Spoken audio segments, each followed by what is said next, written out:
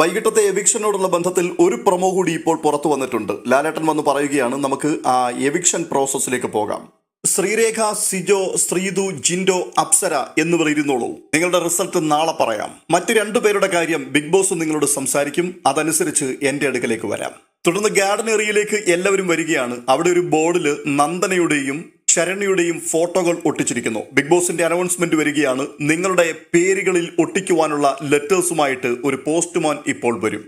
എന്നാൽ ആരുടെ പേരിന്റെ അക്ഷരങ്ങളാണോ പൂർത്തിയാകാത്തത്, ആ വ്യക്തി ഇപ്പോൾ ഈ ബിഗ് ബോസ് വീടിനോട് എന്നേക്കുമായി വിട പറയും. ആദ്യം പോസ്റ്റ്മാൻ കൊടുത്ത കവർ പൊട്ടിച്ച് അവർ ഓരോരോ അക്ഷരങ്ങൾ നിരത്തി വെക്കുന്നുണ്ട്. രണ്ടാൾക്കാരുടെയും അക്ഷരങ്ങൾ ഫില്ലായിട്ടില്ല. ആ സമയത്ത് ബിഗ് ബോസ് വീണ്ടും പറയുകയാണ്, പോസ്റ്റ്മാൻ ഒരിക്കൽ കൂടി വരും. ഈ സമയത്ത് ഈ രണ്ടാൾക്കാരും വളരെ ടെൻഷനിലാണ് നിൽക്കുന്നത്. അപ്പോൾ തന്നെ വീട്ടുകാർ അതിനേക്കാൾ ഉപരി ജിജ്ഞാസയോടുകൂടി അവരെ നോക്കി നിൽക്കുകയാണ്. പോസ്റ്റ്മാൻ രണ്ടാമത്തെ കവറുമായിട്ട് വന്നവരെ ഏൽപ്പിക്കുന്നിടത്ത് വെച്ച് പ്രമോ അവസാനിക്കുകയാണ്. പക്ഷേ മണിക്കൂറുകൾക്ക് മുമ്പ് തന്നെ ഇന്ന് ആരാണ് ആ വീട്ടിൽ നിന്നും എവിക്റ്റ് ആകുന്നത് എന്നുള്ളതിനെ കുറിച്ചുള്ള ഏകദേശം ഒരു ചിത്രം നമുക്ക് ലഭിച്ചു കഴിഞ്ഞിട്ടുണ്ട്. അതെ, ശരണ്യ ബിഗ് ബോസ് വീടിനോട് വിട പറഞ്ഞിരിക്കുന്നു. ഡബിൾ എവിക്ഷനാണ് ഈ ആഴ്ച സംഭവിക്കുന്നതെങ്കിൽ നാളത്തെ എപ്പിസോഡിൽ അടുത്തൊരാൾ വിട പറയുന്നത് നമുക്ക് കാണുവാൻ കഴിയും. ഒരുപക്ഷെ ശ്രീരേഖയായിരിക്കാം അങ്ങനെ സംഭവിച്ചാൽ പുറത്തു പോകുവാൻ സാധ്യതയുള്ളത്. എന്നാൽ ഇന്നത്തെയും നാളത്തെയും എപ്പിസോഡിന്റെ ഷൂട്ടുകൾ ഇന്ന് തന്നെ നടന്നു പൂർത്തീകരിക്കപ്പെട്ടിട്ടുണ്ട്. പക്ഷെ ഇപ്പോഴും നമുക്ക് നാളെ ആരാണ് പുറത്തു പോവുക എന്നുള്ളതിനെ കുറിച്ചുള്ള വ്യക്തമായ ഒരു വിവരം ലഭിച്ചിട്ടുമില്ല.